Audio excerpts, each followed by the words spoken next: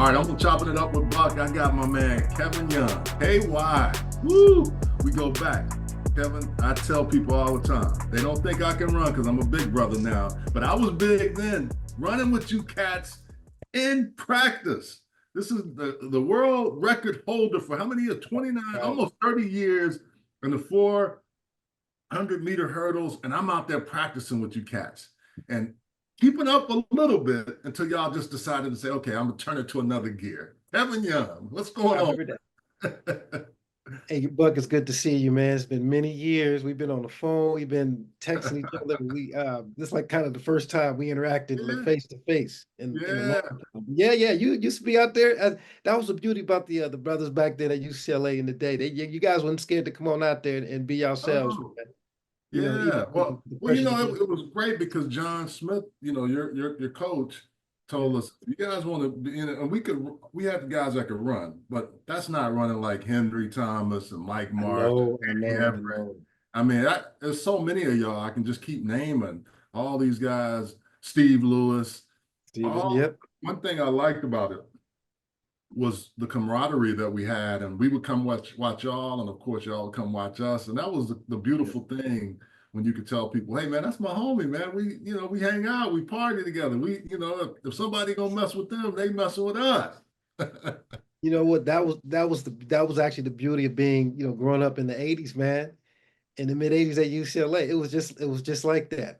Yeah, You had a lot of brothers a lot of fellows that was on the football team. Actually got opportunity to be on the track team. Kevin Williams was a Pac-10 hey, champion Dom. the Oh day. man, rest his soul. Yeah, Uh, we recruited him back out there. Yep, you're yeah, right.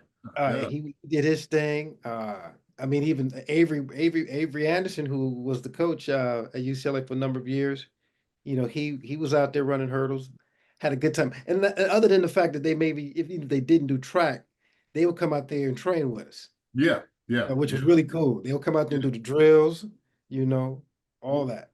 well, Kev, how did you end up getting to UCLA from Watts? I mean, what was it that took you to UCLA and not any other school? SC, right there in your Hey backyard. man, Cool. that's Yeah. the $64,000 question. Well, how I got to UCLA was I was a diehard USC fan growing up in LA. Okay. I wanted to go to SC all my life, man. And I just knew I was going to go to SC. That's what I put my heart on it. And I had I got denied admissions at USC, but the cool Oh, thing was in the UC system, you can fill out your choice of University of California schools and fill out the single application, check off the box. After getting not getting the SC, I got a phone call from Coach Venegas, hmm. the throws coach. He called me out of the blue and he said, Kevin, this is Coach Art Venegas at UCLA, and we know that you had got into the university. And I was like, he said, we would love for you to come out to the track team. He said, we can't offer you no scholarship, but when you come out here in the fall, uh, I look forward to seeing you and meeting you. And that was the door that opened up for me, getting that phone call from Coach Venegas. And I could Wow. say that was how I got from Jordan High School that summer, watching all the Olympic game trials and the games, and then literally going to UCLA in the fall of '84, watching seeing like half of the U.S. Olympic team out there practicing on that track. And that was the crazy thing about it. That kind of really blew me away. And I remember coming out on the track and that fall as a walk-on. I had my Chuck Taylors on and everything. I was plotting because I say, I know they're gonna have to give me some shoes, they're gonna have to give me some Yeah, gear. So yeah. I get out there and the first week is all orientation. Guys is kind of looking at you, cats knowing who they are, who they, were. The interesting thing was I remember a lot of dudes who went, my man Anthony Reynolds who went to Fremont, uh, a few other guys but specifically Anthony, because we faced each other from we were 10th graders, and Yeah, he was yeah. always 2, 3 steps ahead of me. This kid was nice, and Wow. he ended get going to UCLA on scholarship. I was the walk on, and I was like, dang, it's gonna be an uphill battle from here because I never beat this dude when we were in high school, and here I Uh-huh. am, got to face him every day in practice at UCLA. You're in the 88 Olympics, and then you get to 92.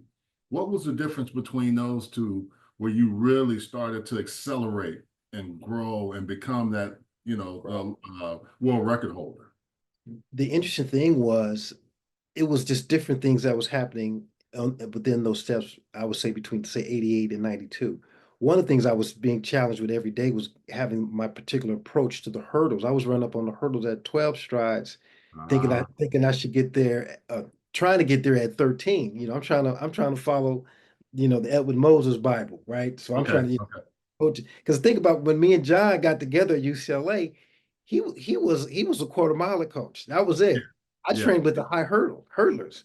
that's right. Um, That's when I right. got to UCLA, because that was my event. I my chances got better of being as a walk on trying to get a scholarship, getting into and going involved into the 400-meter hurdles because a lot of our top high hurdlers, them guys, although they were good enough, they was like, man, I don't want to do that. And I was like, okay, I'm gonna Well, and walk your on. height had to help you, and Hey, yeah, oh man, yeah, the yeah. crazy thing is I never forget this. I gotta be all over the page with this, but I remember um training with the high hurdlers one afternoon, and then remember did a high hurdle workout with the guys, and then my practice was over. And I remember John Smith said, "Yo, Kevin, have you ever run a quarter?" I said, "No, I've never ran a quarter." He said, "I just want to give you some instructions on how to get it around the track." He said, "I just want you to execute what I want, what I say verbally on the commands, and then don't think about it. Don't put your head all into it." Yeah, And yeah. he literally said, "March, set, go." Gun goes off, and the cool piece is, as I'm running around the track, I could hear my teammates there yelling for me. And he looked and he said, "Wow, I got this young kid, who can get around the track. I just need to show him how to utilize that stride length he has." Long story short, the hurdles went from 42 inches all the way down to 36 inches. I'm a third, like you mentioned earlier, I'm a Yeah. 37-inch seam. I can literally stand over the hurdle without touching it. And as a Yeah. person who trained as a high hurdler, I was always extending going up. So of course they Uh, dropped me down to 3 feet. I'm just literally stepping to the hurdles, stepping over it, and getting over the top and get back down to it. My thing was always my parabola. As a high hurdler, I'm so used to driving my knee up so high yeah. that Yeah. I'm clearing the hurdle way up here, right? You taking And then time have to off make there. the Yeah. adjustment trying to approach Oh, the hurdles. So those are the things that I was having issues with. But leading up into the 88 Olympics, man, uh, I got to the 88 Olympics in a photo finish at the Olympic trials, dude. I was in summer school at UCLA trying to get my grades up. yeah. And 1988, we go to Indianapolis. Uh, Edwin wins it. Andre Phillips II, who trained at UCLA with us, right? Yep. Right. Um, Photo finish for third place. Myself, Dave Patrick, and Danny Harris.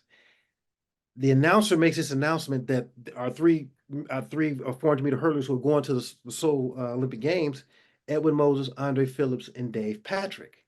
Mm. This the announcer made this before they even saw the tape.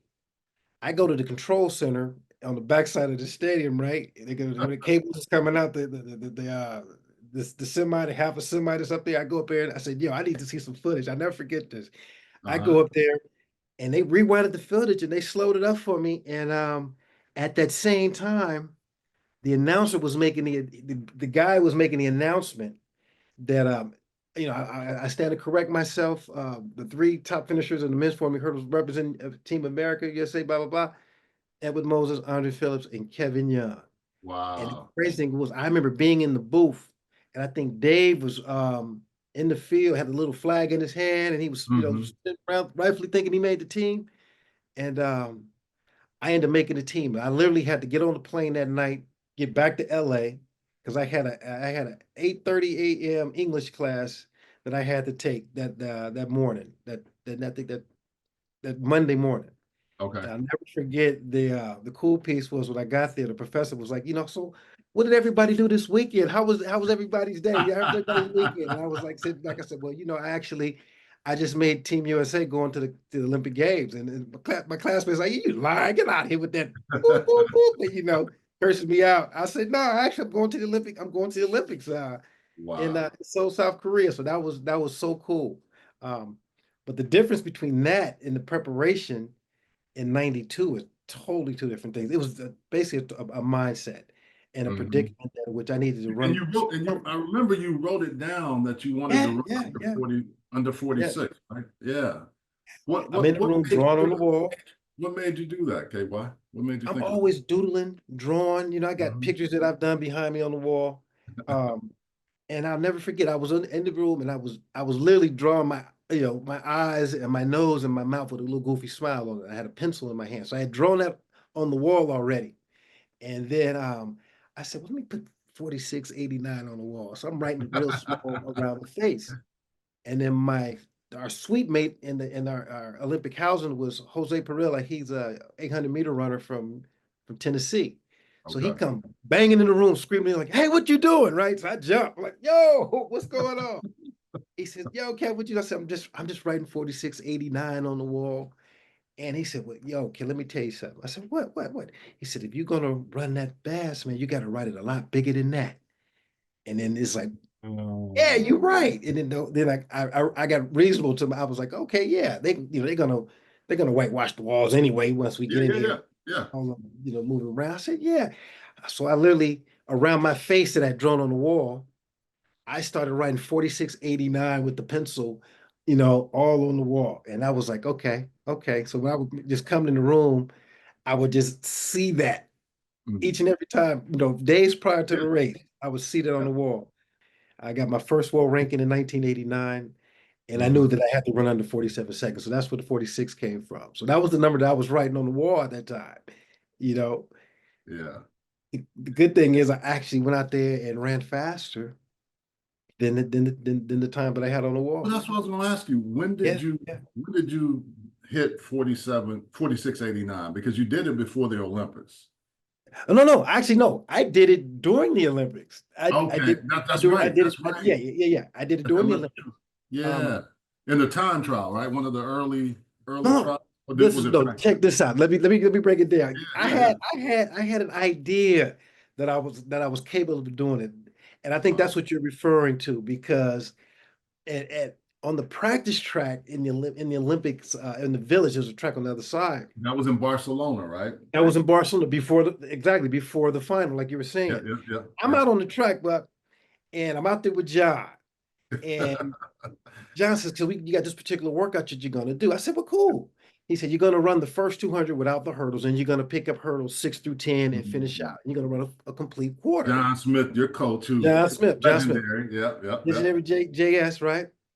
And literally out on the field was also the two head coaches of Team USA track and field team, Coach Moultrie, who used to be at Howard University. I think he Okay, was their football coach at Howard, and he was the AD at Howard. And then we had Coach Mel Rosen, who's head coach at Auburn for a number of years, legendary track and field coach. And they happened to be out there on the track that afternoon. I don't know why, right? They were just chilling. Maybe they had some athletes coming out, but they happened to be under this big canopy, well, this Coca-Cola umbrella canopy, right? okay. So they were sitting on at the table and the sun is blaring down. And I never thought about why they happened to be out there this particular day and time. Long story short, I basically had a broken 400 to do, run the first 200 without hurdles, and then pick up the last 200, finish it up with hurdles 6 through 10. And so John says, "Oh, so you just got to run the first 200 at least 22 seconds." Right? I Okay. said, "Okay, that's cool."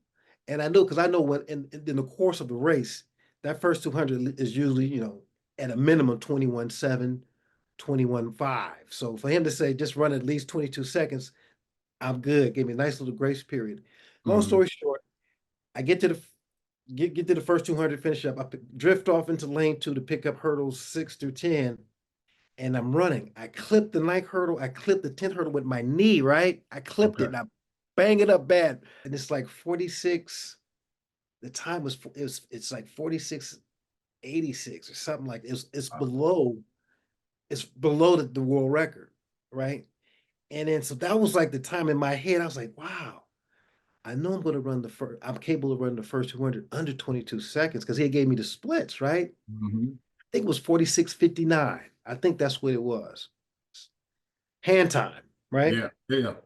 And I calculated in my head of literally the first 200 being under 21 seconds under 22 seconds when I run in an actual race.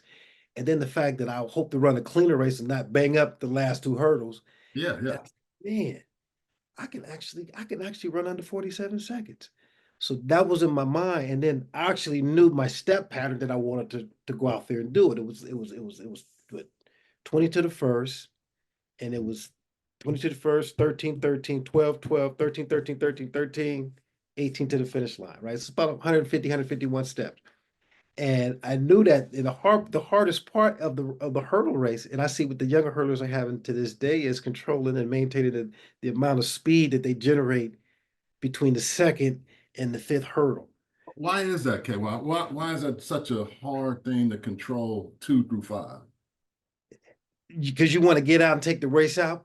Because Gotcha. I think the hardest part is because you want to establish your rhythm of the race and Yeah. firing out the whole out of the blocks and getting to the first hurdle sets it off. Sydney McLaughlin Baroni, man, what she's doing from a female perspective, and then Anna Cockrell, who's from Charlotte, we were so proud of her. I've known her Oh, that's since cool. a little. I mean, she went to the same high school as my son and daughter. You know what? I think it's her composure at this point in time. But Mhm. she took it to a whole nother level in which you can't even define the race into the numbers in which we were so used to in the past.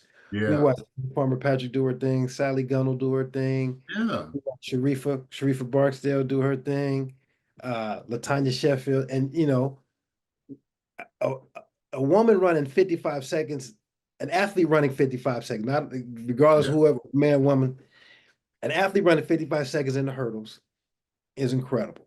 Hmm. And as we saw that time literally go from, in 54s, 53s, Yeah, 52, 53s, 52s, and stayed in 52s for a long time. that's true. And now she got it at 50.3. 50. She's been knocking this record down year after year after year. Um, and so you really can't define it. What she does, you just tell yourself, will she be the first young lady to go under 50 seconds in the 400-meter hurdles? And Yeah. then Herman. Rob Benjamin in the men's, that's no slouch time either. I mean, The crazy part about it is I remember him saying, I think on his IG, he was being quoted saying that they wanted him to run on the second leg, and he said he preferred to, but they threw him on anchor. And okay, in my head, I was like, yeah, he would have if he was on the second leg, he ran, put it this way, he ran like he was on practically on the second leg. he did. He got out and did his thing, man, and made it look effortless, Yes. effortless. I said, wow. But it Yeah, was a whole exactly. other level of crowd at that. I mean, just the atmosphere had to be off the chain.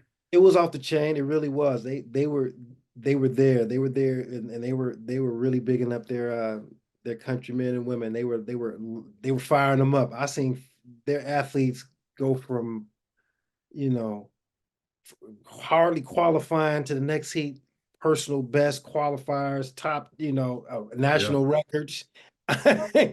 They stepped up. They stepped up the game. What I really loved about being in Paris was not necessarily actually being in the stadium. The yeah, stadium was nice, they had pretty good seats, even the seats that were up high.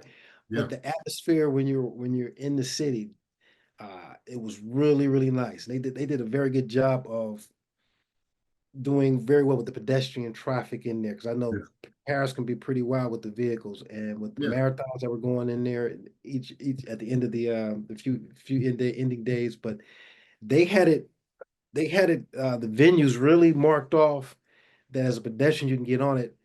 And I spent my time going from getting on bicycles, man. I got on the little line bikes, dude, yeah. and I because it was so many. Put it this way, the trains, the metro system was crowded and hot and funky and all that because obviously Yeah, of too many the people. Yeah, tourists.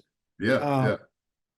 the car situation, they were barricaded because of the tourists, right? So it's like Gotcha. streets were closed off and certain areas were closed off because they want the foot traffic directed toward Yeah, the outlying venues. And so the best way to get around was if it was in within 20 minutes or something like that, yeah, you could literally or the way you could literally just get on a bike and just dip and just cross through, and then you kind of go through some of the lights because the traffic was very thinned out, and the police were just really watching a lot of the foot traffic. People yeah. walking around, but on the bike, I was moving, man, having a great time. I get to the track, Even the fact that I was even there and Snoop popped up on me, that was Yeah, crazy. how did y'all connect? 'Cause I know you know him from LA. I mean, I tell Yo, people this is all the the first time. time I've seen Snoop. I've been to Snoop's presence many times, but I've always Yeah, played the background because he's doing his thing. And I really didn't really this is what I realized about seeing him, because last time I saw Snoop was like when the Chronic came out, literally. And I was just enjoying the view, right? yeah, And then all of a sudden, all these extra bodies started coming in at one time. It was folks with cameras and then I recognized one of the brothers was Wallace Spearman. I know he does some things with oh USA yeah, Track. I think Wallace has a podcast as well. And then I realized it was Simone Biles. I said, "Oh snap!" In my head, I'm like, "Yo, that's the coldest. That's the goat, right?" And so I'm like, I'm fanning out. yeah, I'm feeling the fan out basic, but I'm holding it together, right? yeah. She did with her pops, she did with her moms, right? Hmm. Her peoples. And her sister, I believe that was her sister. So they, basically they was making room for them to sit down and enjoy themselves. And I said, "Oh, this is cool." I said, "Oh, this is dope." I'm in it with some. The cold piece was I was just talking to my wife about some, but we would talk about her the whole time we're here. So when she Yeah. got here, I was trying to text her like, "Yo, you wouldn't even know who I'm sitting with right now." That's what I was trying to text. But it was, I guess, everybody and their mamas. And when you go to these big venues now, they say they give you the free Wi-Fi. That Wi-Fi don't work. The signal suck because No, because there's too everybody's many people. on IG using, right. So I sent her a message, right? A text that you guess who I'm sitting with. I just left it at that, right? And I sent it out into the universe. At that moment in time, I look back, I see Snoop coming through. I said, "Oh," and I said, "I had to get up now." The Yeah. cool piece was he was actually watching the Serbian USA basketball game on a tablet, right? And Okay. Okay. he came in, greeted everybody, took pictures with me and Simone. Uh, really cool, but he was watching that game. He was locked into that basketball game Yeah. hard. Yeah. And he was going off because we was losing. And I said, "Yeah," because it wasn't much going on the track. So I went and I just kind of stood there. I was rapping with him. Then I started watching the game with him. But then of course you got the handlers Yeah. around, Yeah. Yeah. folks who were working. You got folks working. Yeah. Snoop is going off he's going off on Team USA. He said, "Man, these blah blah blah blah blah." And I was like, "Oh man." And I just shook my head. I said, "Okay." I said, "You know what? Snoop is the real deal." Why has it been so difficult for the men's 4x100 to be Mhm. consistent with the baton? I mean, But yeah, help people understand I because it's knew I knew it was going to be a bad day because it literally started raining right uh before they ran, and okay. it was so crazy that when it, but not to make any excuses for the rain because everybody was in the rain, but I knew that I didn't know shit. Let me just keep it a buck. I was hoping that these young brothers went out there and got them a medal. And I think if they were able to get the stick around the track, they couldn't do no worse than getting the bronze. And they can definitely could have went out there and won that gold medal. And I Gotcha. really kind of feel sorry that they didn't give themselves that type of opportunity, knowing that they had the talent, more than enough talent to get it around, uh, ex- especially at such a high level and especially at a time in which the scrutiny is definitely there on USATF uh, for the relay. But you can have folks instruct that relay, can reconstruct it, build it up. It's really elementary of the relationship that these runners have with one another. That's Yeah. what at the end of the day. And you got to be mindful. If you want to deal with the numbers, it's 25 meters within the exchange zone. um, Okay. you can fairly much calculate that even if somebody's running up your back, how much you can actually get into that zone, how many steps when you fire Yeah. out it's going to take you to get at least in the middle of that zone. Gotcha. Anything beyond that, you should have enough common sense to stop, turn around, and grab it, and just deal with the that happen the penalty that you're going to get for doing all that in your workout. Yeah. But you got to know what 25 meters feels like. You got to know what half of that distance is. 2/3 of that distance what it feels like in stride, Pat, in your own personal stride as an athlete jumping out like that. They had a great opportunity, be in a great city to go out there and come out on top or come in top three, take home some Yeah. hardware. They blew it. Well, I wanted to get you out here. We can do a 2-minute drill, kind of get people out with some Okay. rapid fire questions. So, first thing pops to mind: coolest thing about Switzerland that nobody knows about. The coolest thing about Switzerland, I got to put my legend hat on. The coolest thing about Switzerland that nobody knows about. They don't know I'm here.